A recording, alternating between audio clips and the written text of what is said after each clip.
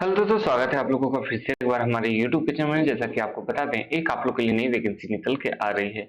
आप लोग यहाँ से देख सकते हैं जो IRDAI की तरफ से आपके लिए असिस्टेंट मैनेजर की यहाँ पे वैकेंसी है वो निकल के आ रही है। आप लोग यहाँ सैलरी देख सकते हैं 44,000 से शुरू है, यानी 44,500 है। सबसे पहले जो इसका ऑफिशियल नोटिफिकेशन है ये आप लोग देख लीजिए। देखिए ये है इसका ऑफिशियल नोटिफिकेशन। इसको आप लोग चेकआउट कर सकते हैं। हमारा टेलीग्राम चैनल है, वहाँ इसको अपलोड कर देंगे, वहाँ से इसको डाउनलोड करके एक बार पढ़ लीजिएगा और जो भी डाउट्स होंगे आपके वो कमेंट करके पूछ लीजिएगा। वो सभी चीजें मैं बता देने वाला हूँ। फिर भी ये जो डाउट्स होंगे वो रहते ही हैं किन्हीं न किन्हीं के, तो आप लोग कमेंट करके पूछ सकते हैं। तो चलिए सबसे पहले जो इंपॉर्टेंट पॉइंट्स है उसको देख लेते हैं, उसके बाद चलेंगे इसके ऑफिशियल नोटिफिकेशन पे। चलिए सबसे पहले यदि हम लोग बात करते हैं तो यहाँ जो आपकी, चलिए तो इस वीडियो को शुरू करते हैं। मैं रोहन आप लोगों का स्वागत करता हूँ और ये आशा करता हूँ कि आप लोग इस चैनल को देखिएगा, शेयर कीजिएगा एंड सब्सक्राइब जरूर से जरूर कीजिएगा। यदि वैकेंसी की बात करते हैं तो ये आपके निकल के आ रही है IRDAI की तरफ से, मतलब insurance regulatory and development authority of India की तरफ से आपके लिए वैकेंसी निकल के आ रही है। इसके एलिजिबिलिटी क्राइटेरिया को यदि आप लोग फुलफिल करते हैं इस फॉर्म को आप लोग जरूर से जरूर अप्लाई कीजिएगा। यदि बात करते हैं इंपॉर्टेंट डेट्स के लिए तो आपका 11 अप्रैल से स्टार्ट होने वाला है। इसका जो फॉर्म है आप लोग अप्लाई कर सकते हैं। लास्ट डेट आपका मई रखा गया है 10 मई। एग्जामिनेशन डेट जैसे आएगा मैं आपको बता दूंगा, उसके लिए आपको हमारे चैनल को सब्सक्राइब किए रहना होगा। ठीक है, अभी तक नहीं किए हैं तो कर लीजिए। चलिए तो बात करते हैं कितना फी लगने वाला है। जो जनरल से हैं, ओबीसी से हैं, ईडब्ल्यूएस के, उन्हें 750 रुपए लगेंगे। वहीं SC ST या फिर दिव्यांग है आप लोग तो 100 रुपए लगने वाले हैं। जो भी पेमेंट मोड है आप लोग ऑनलाइन कर सकते हैं, जैसे कि आपका UPI हो गया, नेट बैंकिंग हो गया, डेबिट कार्ड हो गया, क्रेडिट कार्ड हो गया, इन सब के थ्रू आपका पेमेंट कर दीजिएगा। चलिए आगे हम लोग बात करते हैं मिनिमम एज। मिनिमम एज आप लोग यहाँ पे देख सकते हैं 21 वर्ष है, लेकिन मैक्सिमम एज आपका 30 वर्ष है। तो इसके बीच में यदि आप लोग हैं तो इस फॉर्म को अप्लाई कर दीजिएगा। चलिए आगे हम लोग बात करते हैं रिक्वायरमेंट सिलेक्शन प्रोसेस किस प्रकार से होने वाला है। सबसे पहले आपका फेज 1 होगा, उसके बाद फेज 2 होगा, उसके बाद फेज 3 होने वाला है। फेज 1 आपका पूरी तरह से आपका क्वालिफाई होने वाला है, सिर्फ उसको आप लोग क्वालिफाई कर देना है बस। यहाँ पे आप लोग देख सकते हैं ऑनलाइन में आपका ऑब्जेक्टिव क्वेश्चंस होने वाला है। फेज 2 में आपका यहाँ डिस्क्रिप्टिव पेपर होने वाला है। फेज 3 में आपका इंटरव्यू होने वाला है। चलिए चलते हैं इसके ऑफिशियल नोटिफिकेशन पे, देखते हैं और क्या क्या आपका डिटेल्स है, एलिजिबिलिटी क्राइटेरिया क्या है, वो सभी चीजें हम लोग यहाँ से देखते हैं। तो आप लोग से रिक्वेस्ट होगा इसको आप लोग डाउनलोड कर लीजिएगा। हमारा जो टेलीग्राम चैनल है ना, वहां पे इसको जाइए और एक बार डाउनलोड करके एक बार पढ़ लीजिएगा।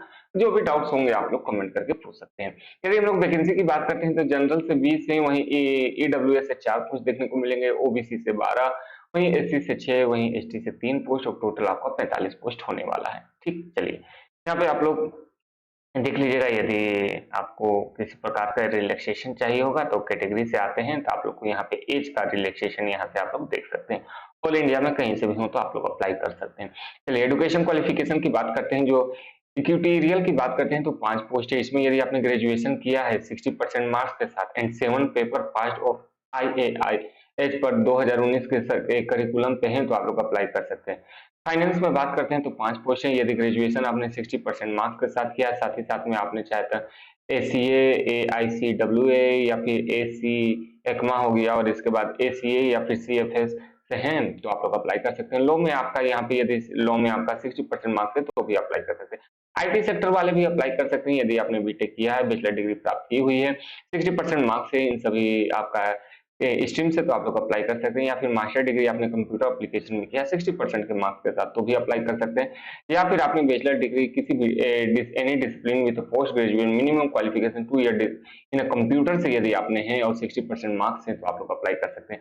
रिसर्चर भी इसके लिए अप्लाई कर सकते हैं। 5 पोस्ट इसके लिए रखा गया है, जिसमें से आपका मास्टर डिग्री खोजा गया है और 2 साल का यदि पोस्ट ग्रेजुएट डिप्लोमा आपने इकोनॉमिक्स से, इकोमेट्रिक्स से, क्वांटिटेटिव इकोनॉमिक्स से, मैथमेटिक इकोनॉमिक्स से, इंटीग्रेटेड इकोनॉमिक कोर्सेज से किया है तो आप लोग अप्लाई कर सकते हैं। जहां आप लोग देख सकते हैं स्टैटिक्स से भी या फिर मैथमेटिकल स्टैटिक्स या अप्लाइड स्टैटिक्स से अप्लाई कर दीजिएगा। जर्नलिस्ट की बात करते हैं तो 20 पोस्ट यहाँ पे है। जो ग्रेजुएशन है मिनिमम ग्रेजुएशन 60% मार्क्स खोजा गया है, सिंपल, तो आप लोग इसके लिए अप्लाई कर सकते हैं। ठीक है, चलिए इतना बात है आप लोग को समझ में आ गई। यहाँ पे देख सकते हैं फर्स्ट सेकंड क्या होता है। यहाँ पे आप लोग देख सकते हैं 6.75 यदि आपका है तो आप 60% मार्क्स है तो आप लोग अप्लाई कर सकते हैं। उसके नीचे वाला कहाँ से अप्लाई कीजिएगा, नहीं कर पाइएगा। चलिए सिलेक्शन प्रोसेस जैसे मैंने क्या बताया, आपका फेज 1, फेज 2 और फेज 3 होने वाला है। फेज 1 पूरी तरह से यहाँ पे this is the qualify examination, सिर्फ क्वालिफाई है। फेज 2 आपका डिस्ट्रिक्टिव एग्जामिनेशन होने वाला है आपका इक्विटोरियल के लिए, फाइनेंस, IT, रिसर्च और जनरलिज्म सभी के लिए। और यहाँ पे 20 गुना लोगों को बुलाया जाएगा। तो आपका सबसे पहला एम होना चाहिए कि क्वालिफाई है तो आपका 20 गुना जो टाइम है उसके अंतर्गत कैंडिडेट के बीच में आप लोग आ जाएंगे। ठीक है, उसके बाद आपको यहाँ फेज 2 के लिए जिसमें आपका डिस्क्रिप्टिव एग्जामिनेशन होने वाला है वो बुलाया जाएगा, जिसमें से आपके 3 पेपर होने वाले हैं, पेपर 1, पेपर 2, पेपर 3। इसको भी क्वालिफाई कीजिएगा तो आपका फाइनली इंटरव्यू के लिए बुलाया जाएगा। जो भी मेरिट लिस्ट है आपका फेज 1 और फेज 2 3 के आधार पे आपका बनने वाला है। फेज 1 में आपके 4 सेक्शन होने वाले हैं। रीजनिंग, इंग्लिश, जनरल अवेयरनेस और मैथ सभी में 40-40 क्वेश्चंस पूछे जाने वाले हैं। 40-40 मार्क्स के लिए 90 मिनट का समय दिया जाएगा। 160 क्वेश्चंस रहने वाले हैं 160 मार्क्स के लिए। इसको आप लोग को एनी हाउ कम से कम 20 गुना में आपको यहाँ पे जो लोगों को बुलाया जाएगा उसके अंतर्गत आ जाना है। चलिए वहां से आप लोग क्वालिफाई हो जाते हैं तो यहाँ there will be the negative marking लिखा गया है 1/4 के लिए। हर एक क्वेश्चन के लिए यदि आप लोग गलती करते हैं तो 1/4 मार्क्स यहाँ पे कट कर लिया जाएगा। सही होने पे आपको 1 नंबर दे दिया जाएगा। उसके बाद फेज 2 की बात करते हैं तो यहाँ डिस्क्रिप्टिव पेपर होने वाला है जो कि आपको लिखना होगा और यहाँ पे separate admission letter to be issued for the purpose. The timetable of the descriptive paper of the intimated to the candidates concerned along the admission letter of for a phase 2। Phase 2 में देख लीजिए आपका 3 paper होने वाला है, paper 1, paper 2 and paper 3। सभी में आपको लिखना होगा। इंग्लिश से होने वाला है, economic and social issue impacting the insurance उससे है, और उसी के साथ साथ इंश्योरेंस एंड मैनेजमेंट से है। आपके 10-10 क्वेश्चन माफ कीजिएगा 100-100 नंबर के एग्जामिनेशन होने वाले हैं और यहाँ पे आपको 60-60 मिनट हर एक के लिए दिए जाएंगे। Test will be conduct in Hindi and English, दोनों ही लैंग्वेज में आपको हिंदी एंड इंग्लिश में देखने को मिलेंगे, लेकिन जो इंग्लिश का पेपर है वो तो आपका इंग्लिश में ही होने वाला है। ठीक है, चलिए उसके बाद यदि आप लोग यहाँ क्वालिफाई होते हैं तो आगे आपको फेज 3 के लिए बुलाया जाएगा और इन दोनों के ही माध्यम से आपका जो यहाँ पे मेरिट लिस्ट है वो बनने वाला है। उसके बाद सैलरी आप लोग देख सकते हैं 44,000 से था, आपका बढ़ते जाएगा 85 से 90,000 के बीच में यहाँ पे फिर आपका जा सकता है। ठीक है, चलिए और एग्जामिनेशन सेंटर देख लीजिए जो आंध्र प्रदेश में है उनके लिए आपका विजयवाड़ा है, वहीं असम, अरुणाचल प्रदेश, मिजोरम, मणिपुर, मेघालय, नागालैंड के लिए गुवाहाटी में दिया जाएगा। बिहार के लिए पटना में, छत्तीसगढ़ के लिए रायपुर में, वही यदि हम लोग बात करते हैं झारखंड से तो रांची आपको दिया जाएगा। कर्नाटक से है तो बेंगलुरु में आपको दिया जाएगा, महाराष्ट्र से है तो इन सभी एरिया में आपको यहाँ पे जो एग्जामिनेशन सेंटर है वो आपको देखने को मिलने वाले हैं। ठीक है, फेज 2 का जो एग्जामिनेशन है हैदराबाद, कलकत्ता और मुंबई और दिल्ली एनसीआर में ही आपका होने वाला है। फेज 2, फेज 1 तो आपके हर एक लगभग सभी स्टेट में आपके एग्जाम हो जाएंगे, लेकिन यदि बात करते हैं तो फेज 2 सिर्फ आपका हैदराबाद, कलकत्ता, मुंबई और फिर दिल्ली एनसीआर जो है वहीं पे आपका जो फेज 2 का एग्जामिनेशन है वो आपका होने वाला है। और यहाँ पे जैसा कि फी के बारे में हम लोगों ने चर्चा कर ही लिया है, इसके अलावा और जो इम्पोर्टेंट पॉइंट थे सो तो मैंने आपको बता दिया है। यदि फिर भी आपके मन में किसी भी प्रकार से डाउट होगा तो आप लोग कमेंट करके पूछ सकते हैं। ठीक है, जितनी हो सके जितनी बातें आप लोग को जानना जरूरी था वो सभी चीजें मैंने आपको यहाँ पे बता दिया है। फिर भी फिर कभी किसी के डाउट रह जाते हैं तो आप लोग को यदि किसी प्रकार के डाउट होंगे तो आप लोग कमेंट करके पूछ सकते हैं। तो चलिए अब इस वीडियो को यहीं समाप्त करते हैं। ठीक है, लेकिन उससे पहले देख लीजिए फेज 2 का सिलेबस क्या होने वाला है।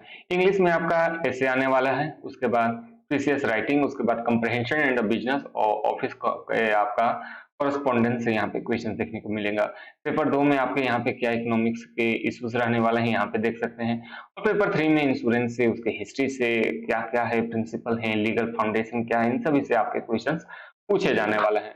लगभग जितनी भी बातें थी मैंने आपको बता दिया। सिलेबस भी आप लोग देख सकते हैं, इसके लिए आप लोग डाउनलोड करके इसका स्क्रीनशॉट लेके आप लोग रख लीजिएगा। ठीक है, चलिए अब इस वीडियो को समाप्त करते हैं। आप लोग को यह वीडियो कैसा लगा कमेंट करके जरूर से जरूर बताइएगा।